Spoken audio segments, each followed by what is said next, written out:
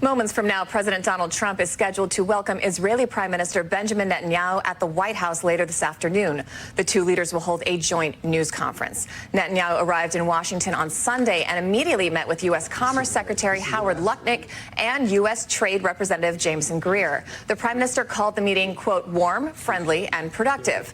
President Trump imposed a 17% tariff on all Israeli goods, even though Israel has canceled all its tariffs on products from the U.S. The two leaders are also expected to discuss, of course, the war in Gaza, bringing hostages home, and likely Iran. Joining us now is former Israeli ambassador to the U.S., Michael Oren. He's also a fellow at the Wilson Center. All right, Ambassador, Israeli officials were kind of shocked when Trump instituted this 17% tariff. Netanyahu announced this visit. He's coming. Do you think he's going to be able to negotiate a better deal? And is that really what this visit is about? Okay, first of all, it was a shock. The United States has the longest standing free trade agreement with Israel from 1985, President Reagan. Wow. So, and tariffs are unknown in our relationship. So, yes, it was a shock, and it's relatively high. There are many countries in the world that got 10%, we got 17%, and it comes out to about $2.75 billion cost to the state of Israel, which is a lot, and we're in the middle of a war. Not insignificant, yeah. Not insignificant. Okay, I understand that. But I don't think still, even with that danger sort of dangling over our heads, that's not a reason for a prime minister to pick up in the middle of a war and rush to Washington. There are many other issues here. Many other issues here. One, the situation in Gaza. Yeah. And the possibility of securing the release of further hostages in exchange for a ceasefire with Hamas. And there's very intensive fighting going on right now as we're speaking. And what's going to be the future of that? Turkey's situation in the Middle East. The president of Turkey, Mr. Erdogan, has called for Israel's destruction. Turkey is moving into Syria after the fall of the Syrian government along our border. Basically taking credit for the fall of Assad. Indeed. And so there's an issue there, and we don't want any conflict with Turkey. We don't certain that Turkey doesn't want a conflict with us. Yeah. That issue. The situation in Lebanon, there's a long list, but heading all of that list is Iran, Iran, Iran. And that is coming to a head on two levels. One, the Iranian regime is coming very, very close to the ability to make a nuclear weapon. Could be a matter of days. And secondly, the Trump administration says it wants to negotiate.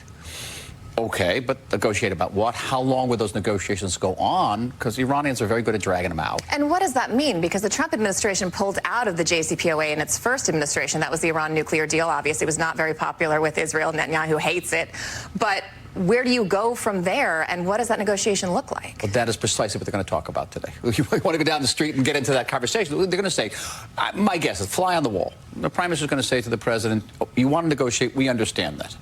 Negotiations are preferable to war. Not in all cases, but maybe with this case. But what are you going to negotiate for how long, and what's the outcome? Because Israel's problem with the JCPOA of 2015 was that it basically kicked the can down the road. Right. It froze the program for about 10 years.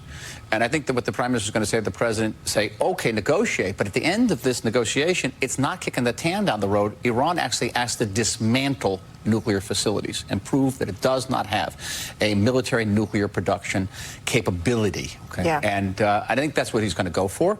I don't know if he can achieve it. I also want to talk to you about where we are with the ceasefire or lack of ceasefire in Gaza. The war seems to just be escalating at this point. Does Trump have any leverage over Netanyahu? Is there any leverage he would want to use over Netanyahu? Where does this negotiation stand, and what do you see as the outcome?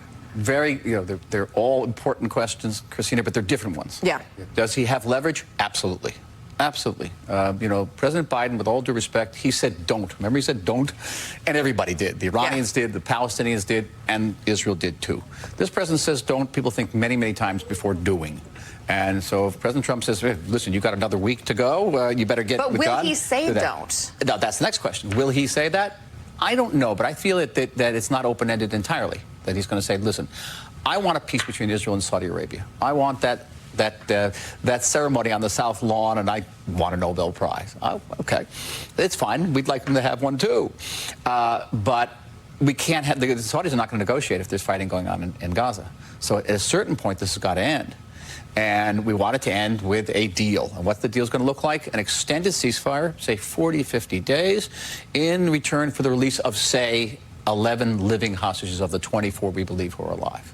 Are we getting any signals from Hamas that they're willing to come back to the table? Yes. There's been some signs that Hamas is beginning to crack. They're under tremendous pressure. And Israel has been targeting not just military leaders, but also political leaders for the first time. And we're proceeding, I'm not a spokesman for the government, but we're proceeding on the assumption that these guys don't want to die. Yeah. All right.